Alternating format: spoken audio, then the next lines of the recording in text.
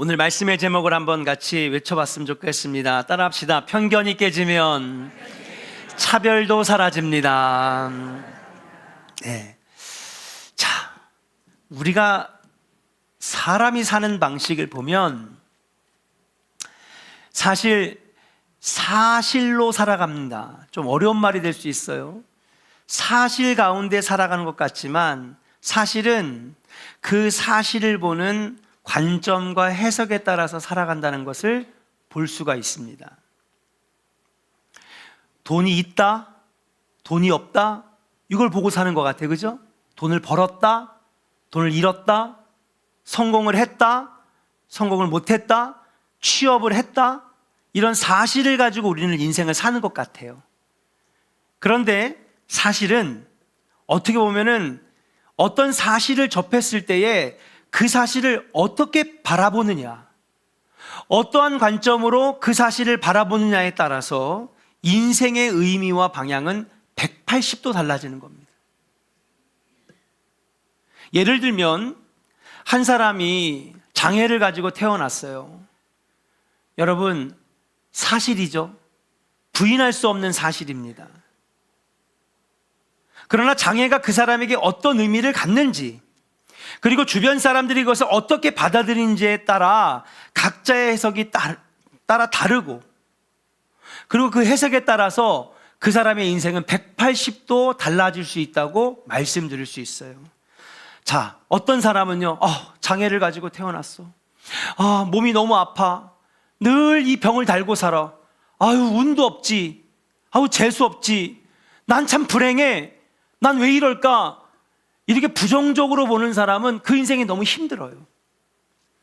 그런데 어떤 사람은요, 아니야. 이 장애를 내가 싸워나가면서 나는 인생이 더 단단해지고, 이걸 이겨나가는 과정을 통해서 내가 어려움을 만나도 극복할 수 있는 이 마음의 근육이 생기고, 내가 이제 어떤 일들을 만나도 이걸 이겨낼 수 있어 라고 긍정적으로 보는 사람은 그 사람의 인생이 엄청나게 긍정적으로 바뀌어진다라고 하는 사실이에요. 동일한 사실이 주어지더라도 그것을 어떻게 해석하느냐에 따라서 우리 인생은 180도 달라지는 겁니다. 요한복음 9장의 말씀, 오늘 우리가 읽은 말씀에 여러분 9장 전체가 다 이 한 사람의 이야기로 채워져 있습니다. 누구냐? 성경에 보니까 태어날 때부터 앞을 못 보는 자, 시각장애인으로 태어난 이 사람의 인생이 나옵니다. 자, 예수님이 길을 걸어가다가 이 태어날 때부터 앞 못 보는 자를 딱 만났어요. 그러니까 예수님과 제자들은 이 앞 못 보는 사람을 보고 각자 다른 해석을 내립니다. 제자들이 예수님께 예수님 물어봅니다. 왜 그러느냐? 예수님, 제가 궁금한 게 있는데 이 사람이 날 때부터 앞을 못 보는데 이 앞을 못 보는 것이 그 사람의 죄 때문입니까? 아니면 부모의 죄 때문입니까? 이렇게 물어보는 거예요. 왜 이렇게 물어보느냐? 당시 유대 사회는요, 여러분, 이 몸이 아프거나 장애를 가지고 태어나거나 질병이 있으면 꼭 어떤 죄 때문에 질병이 찾아오거나 장애가 왔다고 생각했어요. 율법의 근거를 가지고 그렇게 얘기를 한 거예요. 그러니까 이 제자들은요, 태어날 때부터 앞을 보지 못하였으니 분명히 이것은 어떤 죄 때문에 벌어진 결과고, 그것이 이 사람의 죄 때문인지 아니면 이 사람의 부모가 태어나기 전에 죄를 져가지고 그 죄의 대가를 이 자녀가 받는 것인지, 이게 너무 궁금했던 거예요, 제자들이. 심각한 질병이나 장애를 죄와 직접적으로 연결된 결과라고 믿고 예수님에게 물어보고 있는 겁니다. 그렇게 볼 때 예수님 시대는요, 여러분, 편견과 고정관념에서 벗어나지 못하는 그러한 시대였다라고 볼 수가 있어요. 장애를 가진 것을 죄와 연결하고 예수님께 물었던 것입니다. 그런데 여기서 예수님은요, 이 고정관념을 완전히 깨트리는 말씀을 하십니다. 우리 같이 한번 3절의 말씀을 같이 한번 읽어볼게요. 3절입니다. 시작. 예수께서 대답하시되 이 사람이나 그 부모의 죄로 인한 것이 아니라 그에게서 하나님이 하시는 일을 나타내고자 하심이라. 아멘.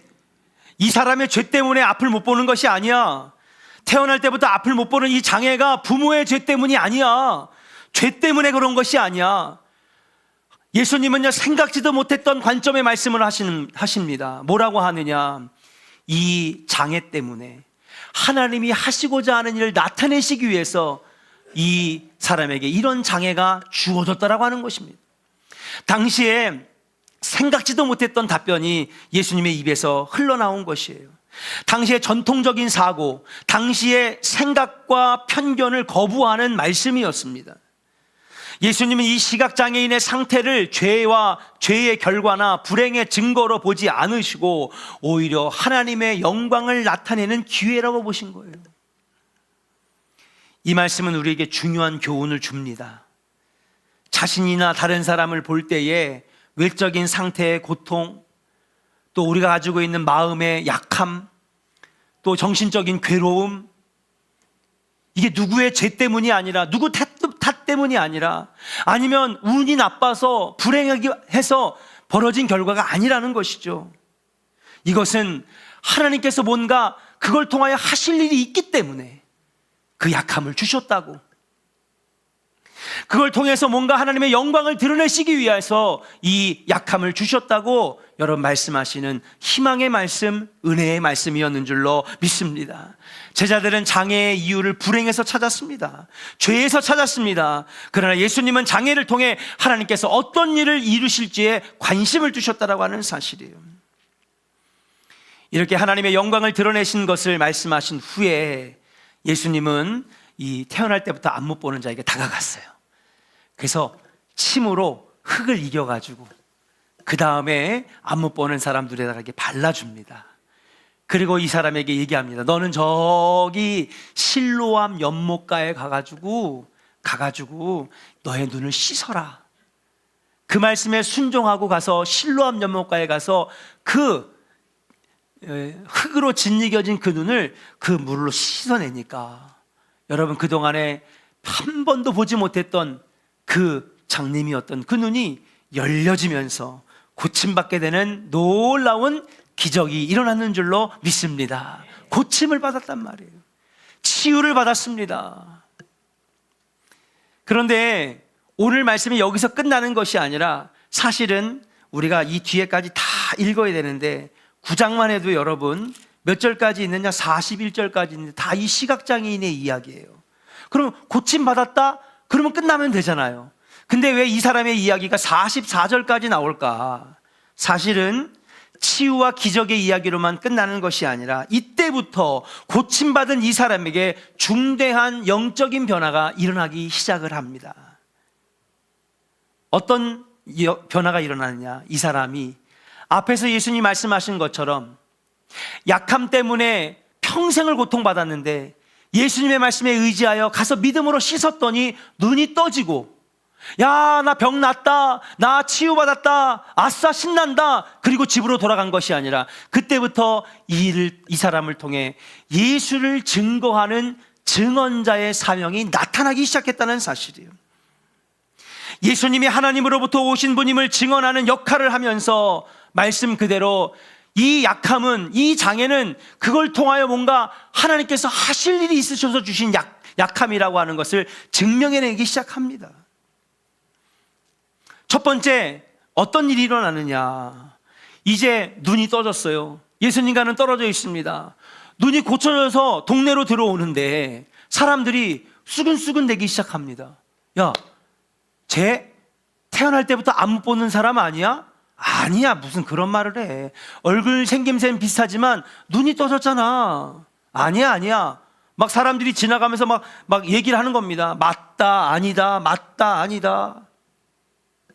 그래서 궁금하니까 가가지고 물어봅니다. 야, 너 혹시 태어날 때부터 그 안 못 보던 김씨 아니냐? 김씨인지는 잘 모르겠어요. 이름은 안 나오니까. 가장 많은 성씨가 김씨니까 김씨라고 합시다. 김씨 아니냐? 그렇게 물어본 거예요. 그러니까는 이 사람이 뭐라고 하냐면, 맞다, 내가 바로 그다, 내가 바로 태어날 때부터 안 못 보는 자다, 분명하게 얘기를 합니다. 그리고 그냥 가면 되는데 여기에서 아까 예수님이 하신 말씀처럼 너의 약함을 통하여 하나님께서 이루실 일을 나타내시기 위하여 그 사명을 주시잖아요. 그 예수님이 그 말씀을 하신 대로 거기서 그만 끝나는 것이 아니라 이런 말을 사람들에게, 이웃 사람들에게 얘기합니다. 9절 말씀을 읽어요. 같이 읽겠습니다. 9절 시작. 어떤 사람은 그 사람이라 하며 어떤 사람은 아니라 그와 비슷하다 하거늘 자기 말은 내가 그라하니. 그라하니 11절입니다. 같이 읽어요. 11절 시작. 대답하되 예수라. 하는 그 사람이 진흙을 이겨 내 눈에 바르고 나더러 실로암에 가서 씻으라 하기에 가서 씻었더니 보게 되었노라. 아멘. 맞아. 그거 맞다 아니다 얘기할 필요 없어. 내가 바로 이 동네에서 그렇게 오래 살았던, 태어날 때부터 앞을 못 보던, 너희들이 불쌍하다고 불행하다고, 도대체 무슨 니네 가문이 죄를 졌길래 이런 저주를 가지고 태어났냐고 그렇게나 차별하고 그렇게나 손가락질하던 바로 그 사람이 나야. 사람이 깜짝 놀랐습니다. 왜요? 눈이 어떻게 됐기 때문에? 떠졌기 때문에. 그래서 사람들이 물어봅니다. 도대체 누가 고쳐준 거야? 무슨 일이 있었던 거야? 그러니까 11절에 얘기합니다. 대답하되 예수라 하는 사람이 나를 고쳐줬다.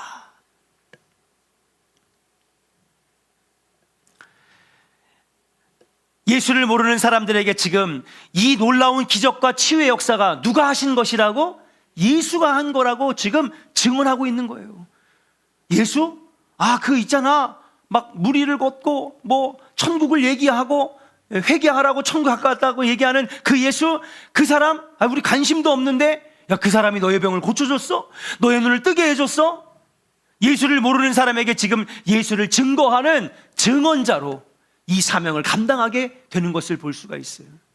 이 이야기는 사실은 고침받고 치유받는 기적의 이야기 같지만 그것이 아니라 이 약함을 통하여 예수를 증거하는 그 사명, 하나님의 영광을 드러내는 그 놀라운 역사, 그걸 드러내는 놀라운 일들이 이 뒤에서 계속 이어지고 있다고 하는 사실이에요.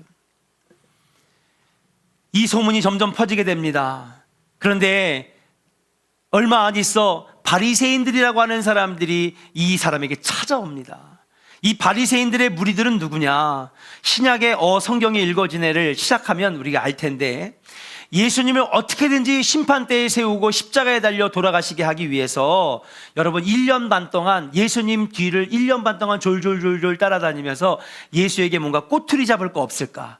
죄를 뒤집어 씌울 수 있는 거 없을까? 실수하기만 바라보면서 1년 반 동안 따라다니는 바리새인 무리들이 있습니다. 이 바리새인들은요, 돈도 많고 사회적인 지위가 높고 율법학자, 랍비들, 이런 사람들이었습니다. 성경에 능통한 사람이에요. 교육도 많이 받았습니다.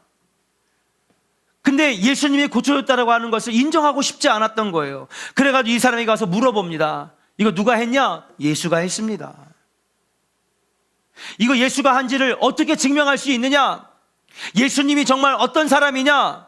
그러니까 이 사람이 교육도 없었고 지식도 없고 사회적으로 늘 밑바닥이었던 이 사람이 이 바리새인들에게 이런 증언을 해요. 30절입니다. 같이 읽어요. 자, 30절 시작. 그 사람이 대답하여 이르되 이상하다. 이 사람이 내 눈을 뜨게 하였으되 당신들은 그가 어디서 왔는지 알지 못하는도다. 계속해서 예수를 부정하고요, 예수를 부인하고, 야, 예수가 그랬을 리가 없어. 예수가 어떻게 이런 일을 할 수가 있어? 그러니까 이 눈을 뜬 고침받은 이 안 못 보는 사람이 그 얘기를 합니다. 뭐라고 하느냐? 야, 이상하다. 이 사람이 예수가 내 눈을 뜨게 하였는데 어찌하여 너희들은 이 사람을 인정하지 아니하느냐? 그리고 그가 어디서 왔는지를 왜 알지 못하느냐? 답답해하는 거예요. 학교도 한번 제대로 못 다녀보고 지식도 없고 돈도 없고 늘 천대받았던 나도 아는데 공부도 많이 하고 교육도 많이 받고 돈도 많고 사회적인 지위도 높은 너희들은 왜 이걸 모르느냐? 답답해하는 거예요. 참 답답하다.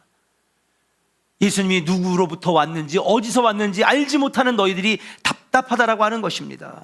그러면서 33절에 이런 얘기를 해요. 같이 합니다. 시작. 이 사람이 하나님께로부터 오지 아니하였으면 아무 일도 할 수 없으리이다. 아멘. 그러니까 이분이, 예수님이 누구로부터 왔다는 거예요? 하나님으로부터 왔다는 거예요. 이분이 바로 하나님의 아들 독생자 예수라고 지금 증언하고 있는 거예요. 그냥 고침받고 치유받은 것뿐만 아니라 이 사람의 약점, 이 사람의 지금 장애, 앞 못 보는 정말 서러운 이것이 이제는요, 여러분, 하나님을 증거하고 예수가 누구인지를 이웃들에게 증거하고 이분이 하나님으로부터 오신 분이라고 하는 정말 하나님의 아들, 하나님 곧 당신이 이 땅에 오신 것이라고 하는 것을 증언하는 증언자의 사명을 감당하게 되는 것을 보게 되는 것입니다. 그의 약함이 예수님이 아까 말씀하신 것처럼 누구의 죄 때문입니까? 아니야. 그의 장애는, 그의 약함은 하나님께서 나타내실 일이 있으셔서 주신 것이라고 하는 그 예수님의 말씀을 그대로 지금 보여주고 있다라고 하는 사실이에요. 여러분, 이 요한복음 9장에 왜 태어날 때부터 앞 못 보는 이 사람의 이야기를 이렇게 많이 다뤘을까? 우리가 예수님의 일생을 볼 수 있는 성경이 네 개가 있습니다. 뭐예요? 마태복음, 마가복음, 누가복음, 요한복음. 이걸 사복음서라고 해요. 근데 다 예수님의 일생을 다뤘지만 그 책들마다 여러분, 예수님을 다루는 관점이 달라요. 예를 들면 마태복음은요, 유대인들을 위해서 쓰여진 복음서입니다. 유대인들이 자꾸 예수님을 인정하지 않으려고 하니까 유대인들에게 예수님을 알려줘야 되는데 어떻게 할까? 유대인들은요, 율법하고 구약 성경하면 깜빡 죽거든요.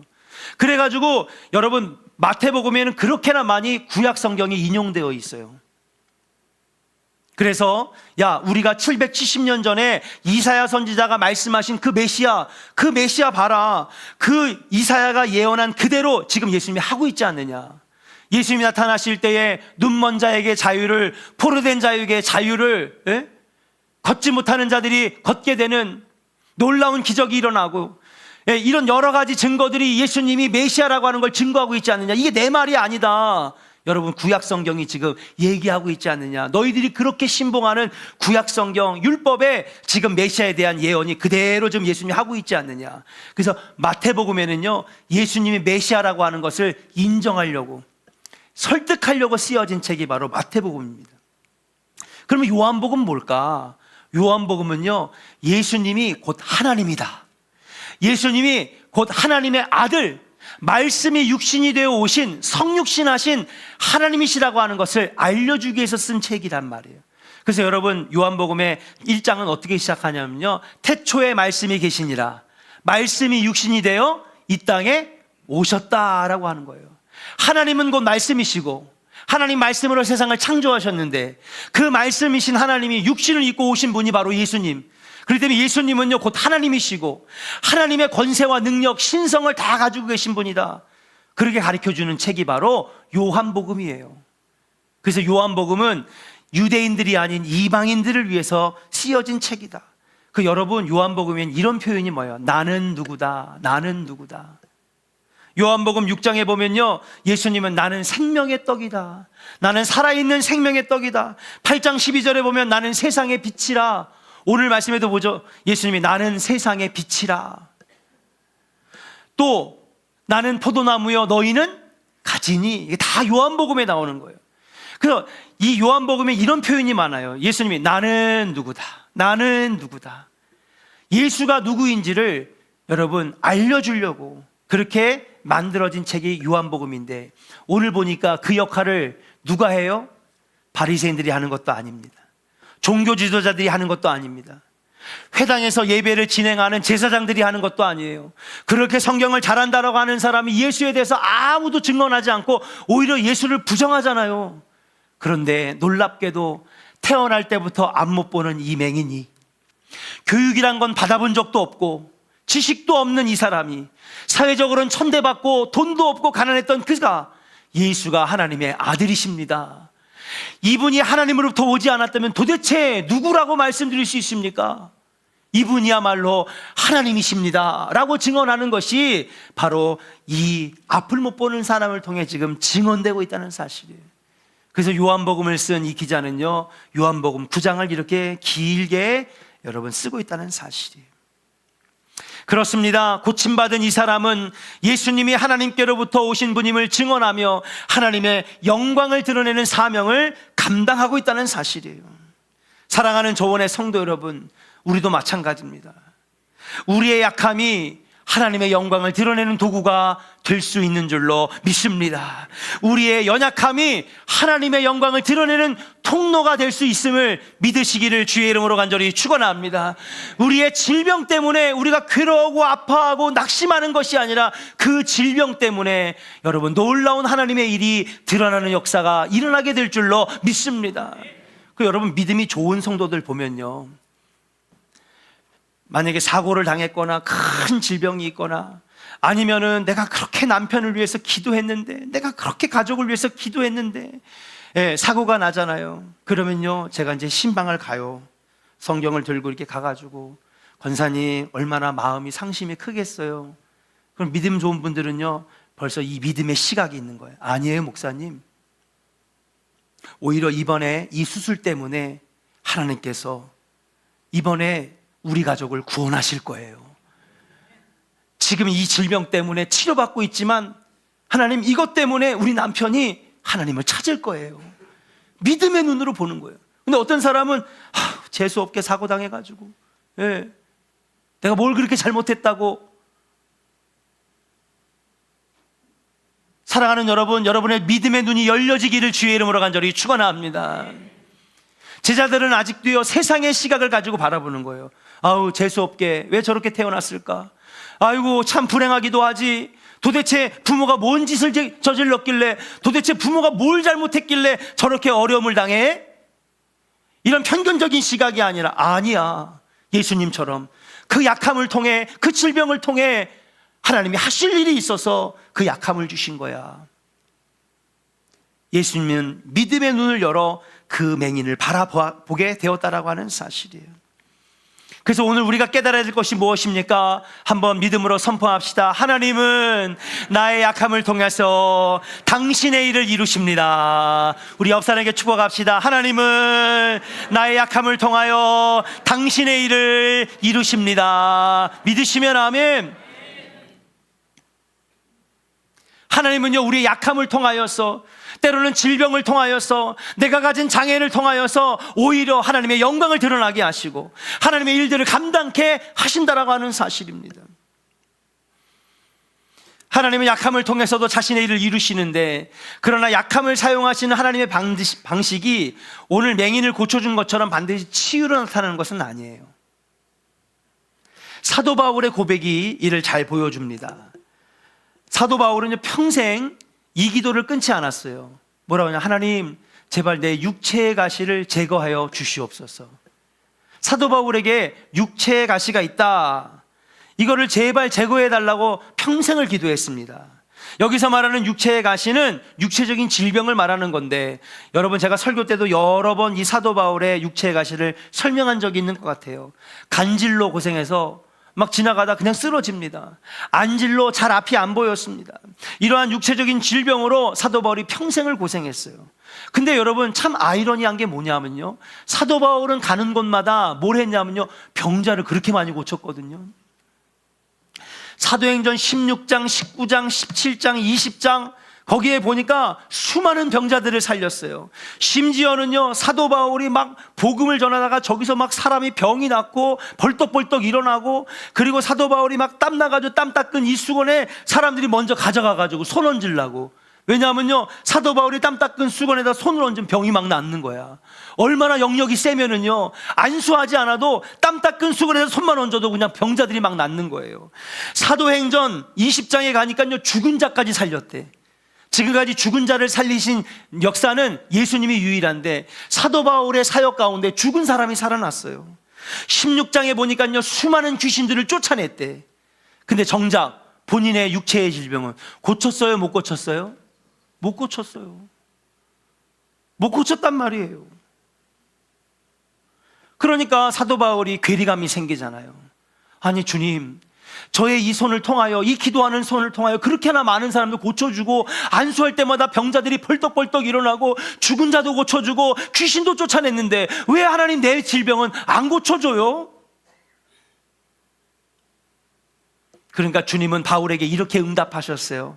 고린도후서 12장 9절입니다. 같이 스크린을 보고 믿음으로 선포해요. 시작. 나에게 이르시기를 내 은혜가 내게 족하도다. 이는 내 능력이 약한 데서 온전하여짐이라 하신지라. 그러므로 도리어 크게 기뻐함으로 나의 여러 약한 것들에 대하여 자랑하리니 이는 그리스도의 능력이 내게 머물게 하려 함이라. 아멘. 야, 바울아, 잘 봐라. 만약에 네가 이 육체에 약함이 없으면 네가 나를 의지하겠느냐? 네가 이렇게나 공부도 많이 하고 로마의 시민권도 가지고 있고 사회적으로 정치적으로 최고의 위치에 올라와 있고 공부는 얼마나 잘했으며 지식은 뛰어나며 돈도 얼마나 많으며 정말 명문 가문에서 태어난 네가 이 육체에 연약함이 없으면 네가 나를 의지하며 이 사명을 감당하겠느냐? 네가 지금 이렇게 너에게 영역이 주어지고 이렇게 능력 있게 사역할 수 있는 것은 바로 너의 약함 때문이다. 그 약함이 있기 때문에 예수를 의지하는 것이고 그래서 예수의 능력이 너에게 지금 머물게 되어 있는 것이다 라고 하는 거예요. 그 이후에 사도 바울은 육체의 가시를 제거해 달라고 기도하지 않았어요. 왜요? 왜 하나님이 나에게 약함을 주셨는지를 깨달았기 때문에. 물론 눈에 띄는 장애도 있죠. 야, 저 사람 참 안 됐다. 걷지 못하고 보지 못하고 정말 신체에 어려움이 있고 누가 봐도 딱 장애란 것도 우리가 보이지만 사람은 사실은 누구나 한두 가지의 장애를 안고 살아갑니다. 다른 사람들이 못 알아챌 뿐이지 어떤 사람은요 손가락 길이가 너무 짧아서 일하는데 불편이 있는 사람이 있고요. 어떤 사람은 팔 길이가 다른 사람도 있고 어떤 사람은 다리 길이가 서로 다른 사람도 있고 여러 가지 육체에 말 못할 질병이 있어요. 그 여러분 목사님들 옛날 목사님들은요 병이 있어도 말을 교인들한테 안 하는 거야. 왜? 아직까지 편견이 있으니까. 에이, 목사님이 무슨 지병도 하나 못 고치면서 누구에게 안수해 준다 그래? 됐다 그래. 옛날의 성도들은 그랬어요. 우리 교회 성도들은 안 그래. 그죠? 이쪽엔 아멘이 없는데. 그 목사님들이 병을 감췄다고요. 그냥 속으로 끙끙 앓고 병을 감추고 그러다가 어느 순간 막 골마 터져가지고 막 목사님이 쓰러지고 넘어지고. 이제 우리는요 시각을 달리해야 되는 거예요. 사람들에게 아픈 거 뭐 덕이 안 된다, 은혜가 안 된다, 괜찮아요. 그건 우리가 아직 예전의 세상의 편견에 갇혀 있다라고 하는 증거예요. 목사님 그거 알리지 마세요. 덕이 안 돼요. 목사님 주보에 내지 마세요. 덕이 안 돼요. 괜찮아요. 옛날에 어르신들이 지혜로웠어요. 병은 자랑하라고. 우리 선조들이 정말 지혜로웠다니까. 근데 왜 감추느냐? 이게 덕이 안 되니까. 목사들도 말을 못하는 거예요. 병이 있어도. 그래서 우리는 편견의 시각으로 바라보는 거지. 에휴, 무슨 목사님이 지병 하나 못 고치면서 누구 무슨 안수를 해주겠다고 그래. 이건 아직 우리가 요한복음 9장에 이 믿음의 시선을 못 가졌기 때문에 그래. 아니에요. 여러분 이제 우리의 약함은요 하나님의 영광을 드러내는 도구가 될 줄로 믿습니다. 지금 우리가 가진 장애는요 하나님의 영광을 드러내는 축복의 통로, 은혜의 통로가 될 줄로 믿습니다. 사도 바울에게 가르쳐 주잖아요. 너의 약함은 내 능력이 너의 안에서 온전해지기 위해서 내가 너에게 육체의 가시를 준 거다. 너 이 육체의 가시 해결해 줬어 봐. 네가 한 거라고 자랑하지. 교만해지지. 하나님 찾을까? 하나님 안 찾지. 내가 한 거라고 자랑하지. 그러나 이 육체의 가시 때문에 네가 더욱 내 이름을 부르짖고 은혜를 부르짖고 하나님을 더 의지하는 것 아니겠느냐. 우리는 모두 다 약점을 가지고 있어요. 단점도 있습니다. 약함도 있습니다. 그러나 거기에 낙심하지 마세요. 좌절하지 마세요. 걱정하지 마세요. 그걸 통하여 하나님께서 놀랍도록 이루실 은혜의 통로, 축복의 통로, 기적의 통로가 될 줄로 믿습니다. 그 약함 때문에 온 가족이 구원받고 나중에는 놀라운 기적과 치유의 역사로 이루어질 것이라고 저는 분명하게 믿습니다. 고난을 통하여 주님을 더욱 의지하게 하시려고 약점을 주셨다. 자, 설교의 맨 처음으로 다시 돌아갈게요. 사람은 사실은 사실을 보고 사는 것 같아요. 그렇죠? 야, 이번에 대학 들어갔대. 야, 이번에 진급했대. 야, 이번에 취업했대. 돈이 있다. 땅을 샀다. 근데 여러분, 사실을 보고 살아가는 게 인생 같지만 그렇지 않아요. 그 사실을 어떤 관점으로 보느냐에 따라 인생은 180도 달라지는 거예요. 미국에 100년 동안 깨지지 않을 수영의 대기록을 세운 선수가 있습니다. 마이클 펠프스, 올림픽에 3번 나와서 금메달만 16개를 땄습니다. 예, 올림픽 때마다 금메달을 6, 7개씩 쓸어 담은 20몇 개인가 뭐 엄청나게 많아요. 셀 수도 없을 정도로. 근데 여러분 아십니까? 이 마이클 펠프스가 태어날 때부터 자폐 증상을 가지고 태어났다는 것. 자폐증 중에서도 가장 높은 등급을 받고 태어났어요. 부모는 걱정했습니다. 이 아이가 도대체 커서 어떻게 될까?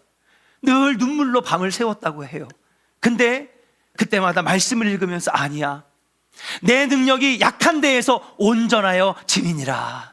이 말씀을 의지하여 이 아이를 신앙으로 키웠는데, 여러분 마이클 펠프스가 나중에 어떻게 된지 아십니까? 누구도 따라올 수 없는 천재적인 수영 실력으로 100년 동안 누구도 깰 수 없는 어마어마한 업적을 이루게 되었다는 사실이에요. 여러분, 우리는요 이런 믿음의 시각이 필요합니다. 나는 왜 재수가 없게, 나는 불행하게, 나는 왜 이렇게 태어났을까, 나는 왜 이렇게 어려움 당했을까. 누구나 다 약점과 약함과 어려움이 있다는 사실이에요. 그러나 사랑하는 여러분, 믿음의 눈으로 여러분들의 약함을 해석하시기를 주의 이름으로 간절히 축원합니다. 믿음의 눈으로 바라봐야 됩니다. 그러면 그 약함이 오히려 온전해지는 통로가 되고 은혜가 드러나는, 영광이 드러나는 통로가 되는 놀라운 역사로 나타나게 될 줄로 믿습니다. 오늘 이 말씀은요 그저 단순히 병을 고쳐주신 치유의 이야기가 아니에요. 기적의 이야기가 아닙니다.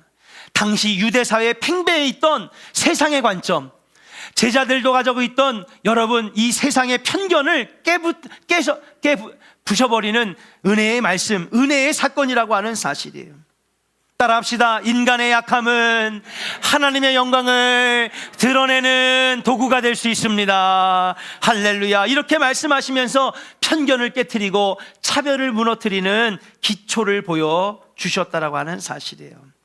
여전히 우리 사회에는 장애에 대한 차별, 편견, 또 이 질병에 대한 편견, 또 우리나라 사람들은 오래전부터 토속신앙, 민속신앙이 있어가지고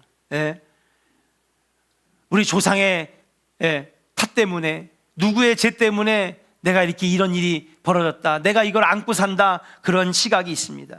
여러분, 이제 이 사회의 잘못된 편견을 여러분 벗겨내버리고 여러분의 눈이 믿음의 눈으로 바뀌어지기를 주의 이름으로 간절히 축원합니다. 차별을 없애야 됩니다. 차별 없애야 됩니다. 암만 차별법을 만들어도 차별은 안 없어져요. 그렇게 선진국이라고 하는 미국은 차별이 더 심해집니다. 왜 그럴까? 외친다고, 법을 만든다고 차별이 없어지는 게 아니에요. 차별은 시각이 달라지고 관점이 달라지면 차별은 사라지게 되어 있어요. 아멘입니까? 따라합시다. 시각이 달라지고 관점이 달라지면 차별은 사라집니다. 아멘. 어떤 시각, 어떤 관점? 믿음의 관점, 믿음의 시각. 세상의 시각이 여러분 이 맹인의 눈이 열려지고 흙으로 이겨진 것이 실로면서 씻겨 내려가듯이 여러분의 세상의 시각과 편견의 시각이 벗겨지고 여러분 믿음의 영안이 열려지는 놀라운 역사가 일어나기를 소망하면서 여러분 이제 하나님의 놀라운 은혜의 통로로 살아가시는, 여러분의 약함이 오히려 하나님을 더 의지하게 만드는 믿음의 통로로 여기고 살아가시는 우리 조은의 성도들 되시기를 주의 이름으로 간절히 축원합니다. 우리